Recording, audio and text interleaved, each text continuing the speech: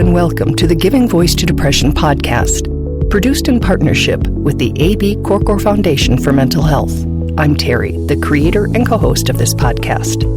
I've lived with depression most of my life, and I know how easy it can be to feel all alone in the experience. I'm not alone, and you aren't either. And I'm Dr. Anita Sanz, a licensed clinical psychologist with a number of my own diagnoses, all of which bring a certain amount of anxiety and depression along with them. There is great power in shared experiences. We share our own as we engage in intimate and candid conversations with our weekly guests, exploring different perspectives on and experiences with depression. We keep it real because depression is real. We keep it hopeful because there truly is hope in spite of what depression tells you.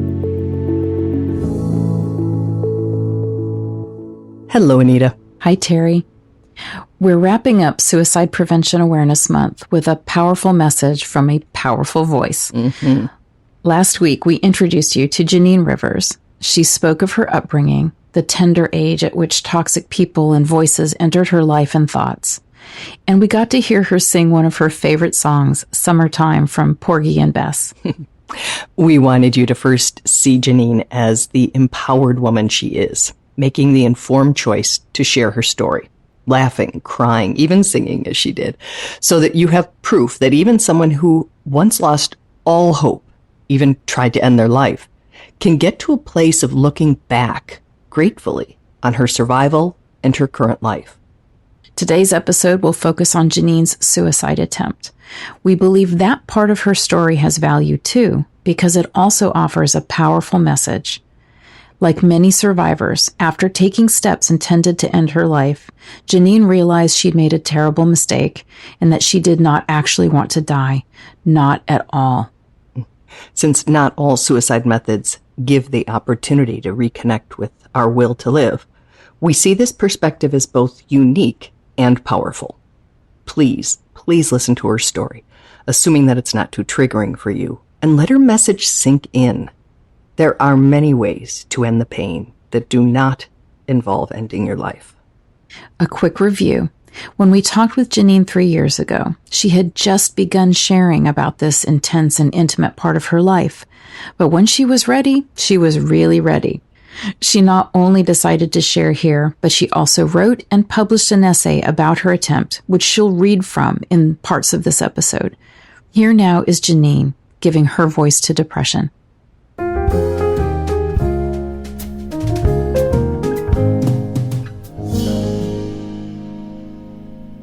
And to be honest, it's not something that I always would claim. And the reason why I didn't claim it is because it was frowned upon. You know, depression is looked at whenever your behavior is not what a person thinks it should be. If they don't know that you're diagnosed with anything, then, you're just acting. But as soon as they figure out that you have a diagnosis, well, they're mentally ill or something's wrong with them. And then who wants that stigma on them? Mm-hmm. Who wants, when you have an outgoing personality and you are looked upon as being this person that's always happy, when you have people always telling you, Jeannine, I wish I had your life. You're always so happy. You have it always so together. Who wants to admit that they have depression? Jeannine is not only admitting to depression, but to a diagnosis that's perhaps even more misunderstood, one including hypomanic episodes in addition to depressive ones. It's one of the illnesses that used to be clumped together and called manic depression. She brought it up, unprompted. Well, let me ask you something. Do you want me to discuss my diagnosis? So pull me into it, because this is okay. Hard, but I want to do it. Some of us know that we've had something, you say since 10, and then when we're finally diagnosed, if we're finally diagnosed, some people find great relief because now they got a damn word for it. Yes. So I don't know, what was your reaction to being diagnosed? What led you to go to a doctor to be diagnosed? What led me to go to a doctor is because, like I told you, I'm very, or as people say, I'm very high-spirited. and sometimes irrational with it. Like, Jeannine, really? Like, you're going to really do that? And I still squabble with the diagnosis, but lately when I was reading what my diagnosis is, I have to say I laughed. I said, oh, this is so me. Girlfriend, just go ahead and claim this because this is so you. So yes, in 2003, I was diagnosed with bipolar II disorder. And I say that proudly. That was kind of like hard for me to ever tell anybody. Having disclosed that, she then wanted to make one point very clear. Our diagnoses define our illnesses, not ourselves. I am not bipolar disorder. I am not crazy. I've been diagnosed with bipolar II disorder. So I think sometimes we have to learn to realize that we are who we are as individuals, and then we have this diagnosis. A person who has cancer or a person that has kidney disease, we don't tell them, you are cancer, you are kidney disease. When you have a mental illness, you hear, you are crazy, you're schizophrenic. Why do we do that to people? We're still people. We're still wonderful, beautiful people. And we just may have a little something that's just different about us. Everybody does. Right, and we all do. A heads up. Here's where Jeannine brings up her suicide attempt. So I'm assuming you are speaking today from a pretty healthy, empowered place, because if you're depressed, it's sure not showing. But tell me about those days when you wake up and sit on the edge of your bed and aren't sure you want to be alive that day. You know, when I was 19, I tried to commit suicide. I should have never woke up. I woke up and panicked because I didn't want to die. I was like, oh my God, what have I done? You don't want to die. You just want that pain to stop. You don't want to die. Wait. Pick up the phone, call someone.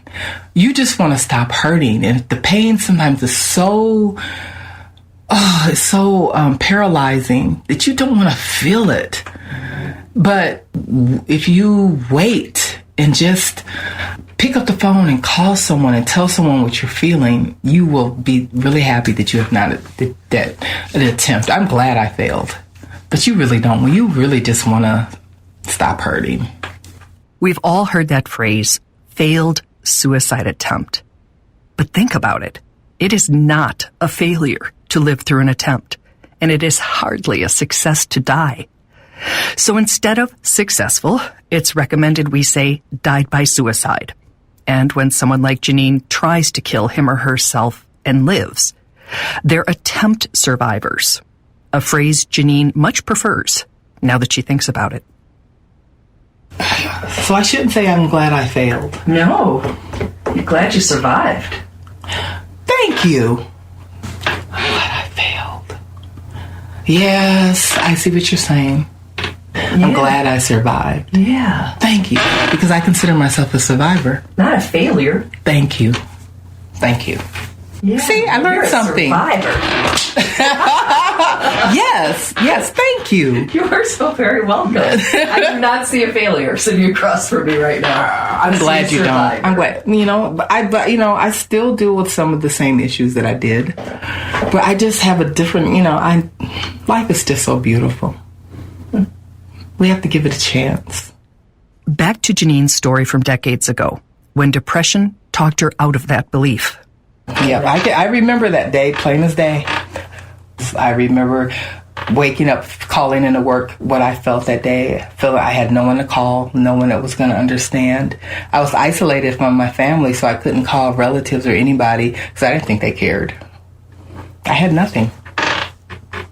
So. You thought. I thought. So I thought.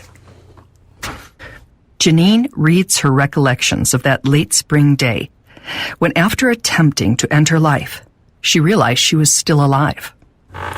The silence in the room was deadly as I became aware of that eerie stillness, I thought, but why am I awake?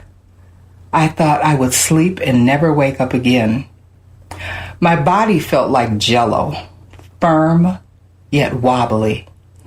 Oh my God, I thought, beginning to panic. What have I done?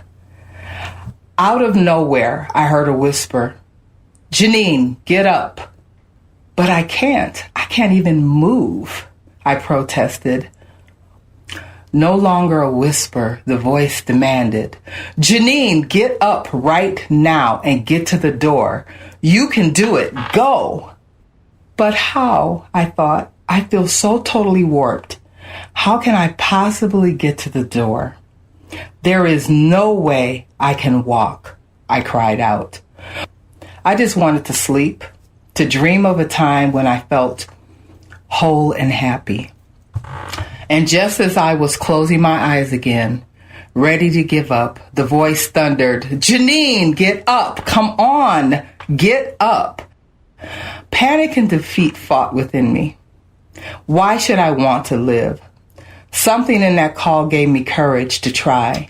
Somehow I rose and took a few steps, fell to the floor, and then began dragging myself toward the door, all the while hearing, come on, just a little bit more, you can do it. With great effort, Jeannine managed to get to her apartment door, open it, and get into the public hallway where she'd be found. The hospital summary reads, her mental status upon admission was apparently confused, disorientated, which eventually degenerated into a coma lasting 1 week. No one knows how long I was lying in the hallway unconscious before I was found, but I will never forget what the doctor told me. Jeannine, if you had been found 15 minutes later, you would be dead. 30 plus years later, it's still hard. So for me, this is what I think about.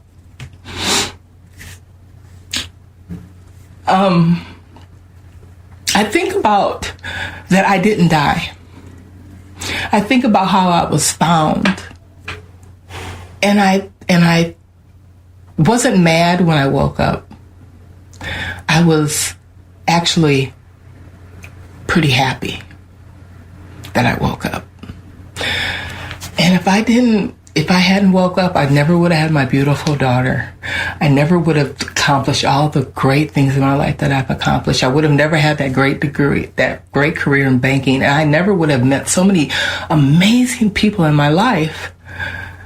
So for me, I survived once, and it was for a reason. 15 minutes. 1/4 of 1 hour. For Jeannine, that was not just the difference between death and life, but of a life in which her childhood dream, and many others, came true.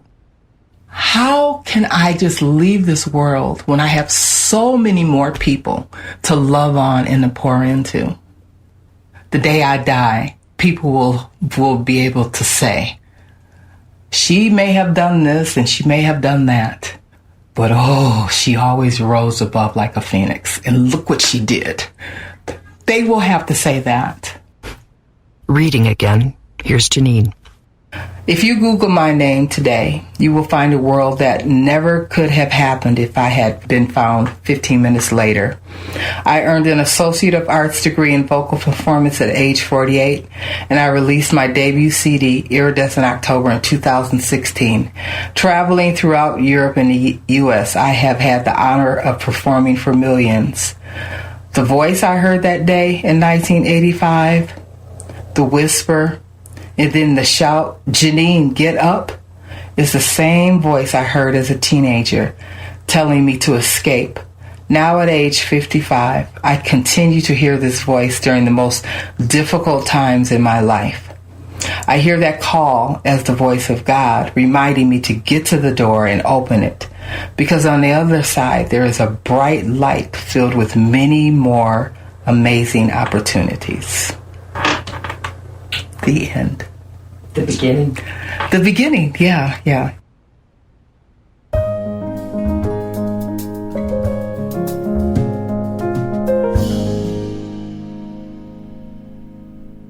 So Terry, 15 minutes. Yeah. That's scary. That's scary. It is scary. Yeah.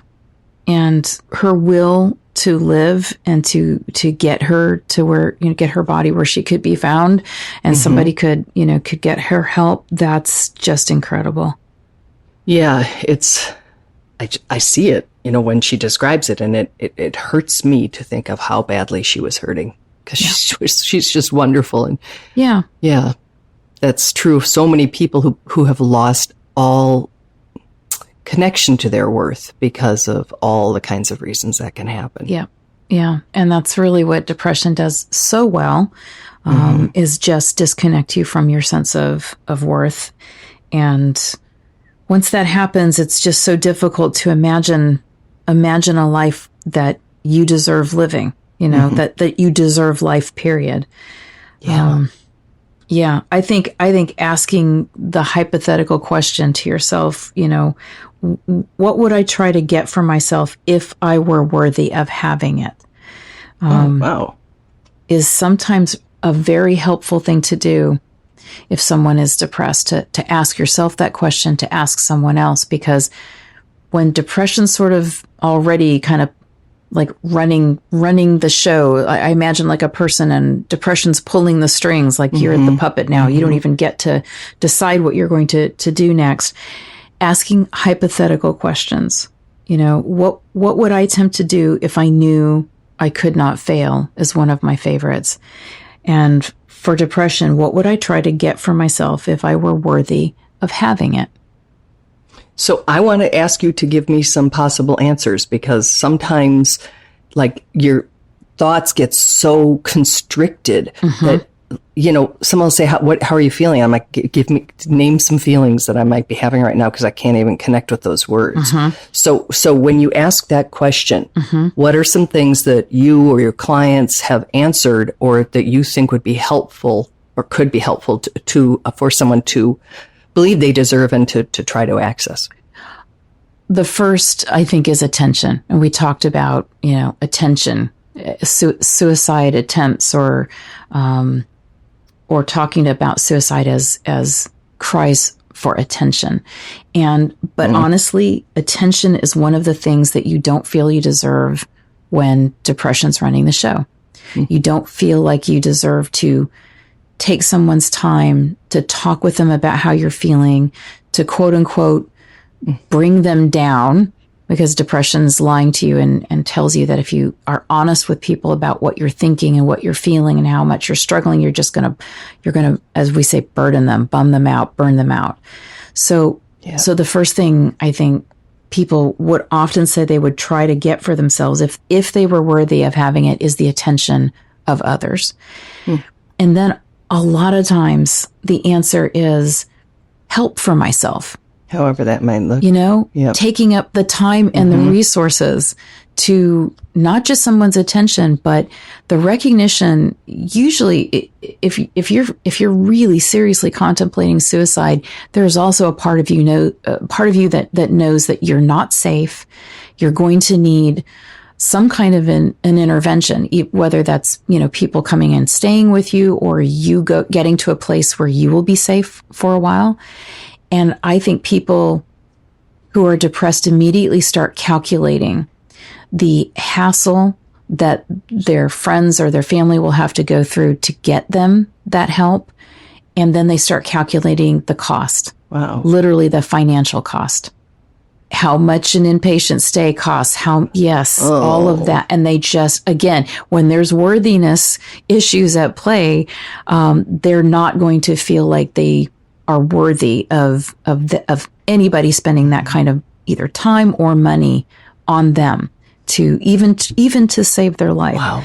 So a lot of times they will say, I know what I need. I know I need to go to the hospital. I know I need to be inpatient for a couple of days, get my meds worked out, be in a place where I feel safe and I can't hurt myself. But it's going to cost so much money and I'm not worth that. I mean, when you say the phrase, the value of human life, we never think of it as an actual dollar amount, but I can see how that could happen if you're feeling depressed and unworthy. Yeah. And that's why, what would you try to get for yourself if you were worthy of having it? Sometimes they'll say, help, inpatient stay, more medication, bothering my psychiatrist to say I need an emergency appointment. Just a reminder that in the U.S., there is 988. That's like 911, a phone number. That is the suicide and crisis lifeline. You do not have to be in crisis to call it, but it can really, really help to talk to someone. I have called one, I have worked at one, and been the listener. Just knowing that there's somebody always 24/7, 365 days a year who will listen to you, who has heard it before, who will not judge, can be a really nice net. Even if you need something far more than that, they can at least get the ball rolling.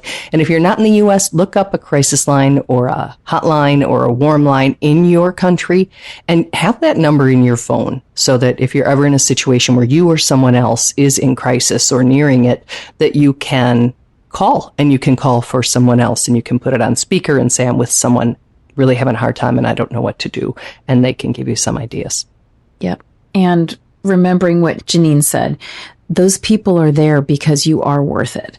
And she heard that voice reminding her to get to the door and open it because on the other side, there was bright light filled with amazing opportunities. That's what the people who are going to respond to you when you call, they will remind you of that. They will help you to open the door that you need to. So if you aren't hearing that voice coming from within you saying, get help, reach out, let us be those voices that are saying to you, get to the door, open it. There are beautiful, amazing opportunities on the other side, even if you cannot feel that and you can't see it right now. Amen. And I have heard, I want to just, again, keeping this really real, I have heard people who say that they have dialed 988 or the old 800 number, and they did not find the person on the other end to be what they had hoped. And I tell people, hang up and call again, because there are a lot of people answering the phone, and you'll get another person, and that person might be a good connection. It's like finding a good doctor, finding a good therapist. You might have to dial more than once. And I had people when I worked at a Lifeline, that I answered and they said, I'm going to call back because they were hoping for the guy. And I let him answer the phone. There were only like 6 of us in the room, but I'd say, I think you should answer this. He wants to talk to a man. So if you're thinking, you're hearing, I've called before and it wasn't a good experience, next time say, thank you very much or whatever, hang up the phone and just redial it until you get somebody you do feel a connection to. That's such good advice. Just don't give up. Don't give up. Keep reaching out.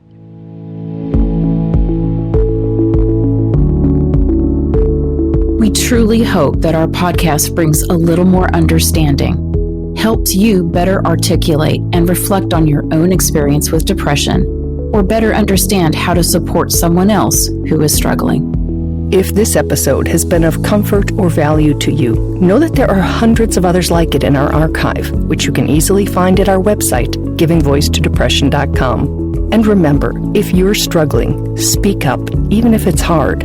If someone else is struggling, take the time to listen.